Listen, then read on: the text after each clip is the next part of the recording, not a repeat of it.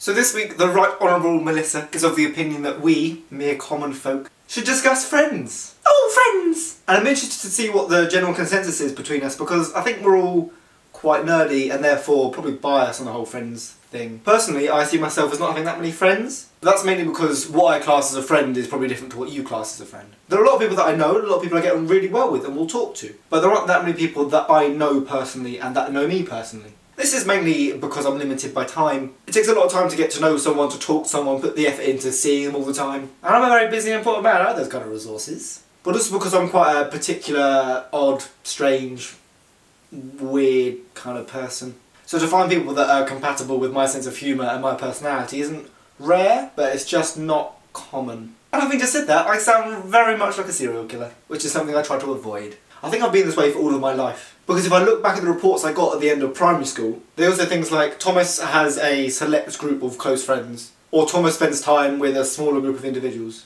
And that doesn't mean that I wasn't popular. I mean, I wasn't popular in primary school, it was a horrible time of my life. But it was just that I just wanted to dedicate my time to people that I liked and not spend my time between a lot of people, really get to know people as human beings. My sister, on the other hand, who I'm sure is watching, has over 1,000 Facebook friends and can socialise in groups of like 18 and 20. Which is fine, I respect that, but I personally don't see much of a point in it. I think you're limited on how much you can really know that person if there's that many of you. I'm in quite a fortunate position now as a 21-year-old.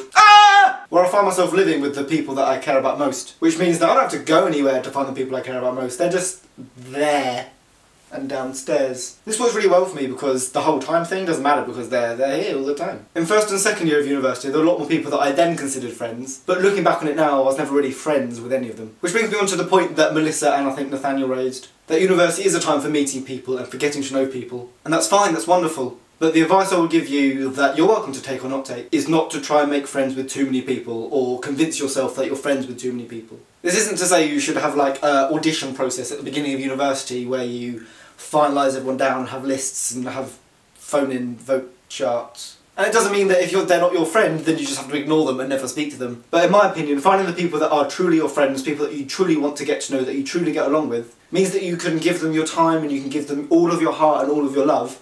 And you don't have to worry about doing that to a lot of people that you might end up in a year or so just not speaking to. It's kind of like if you spend hours and hours and hours drawing a really good picture and then that picture just left. Or asked you to leave, but no, I'm projecting. Of course, this is how I see it, other people see it differently, other people are genuinely able to have a massive circle of friends, and that's fine, that's wonderful. I just can't. I like having a small group of people that I know very intimately and know me very intimately. Which sounds very sexual. It's not been a very long video, but what I'm basically trying to say is that you should have enough friends that you can, you know, be good friends with. Don't overstretch yourself. Remember that it's important to spend time on you. And by giving people, you know, personal information about yourself, you give them a lot of trust. And some people, it's horrible to say, can abuse that trust. And that really sucks, and we all know that sucks. Thank you, Rosie, for filling a room full of balloons for me. Thank you, Nathaniel, for filming a video at 3:30 in the morning. I couldn't do that. And thank you, Melissa, for being ever present, omnipotent and glorious.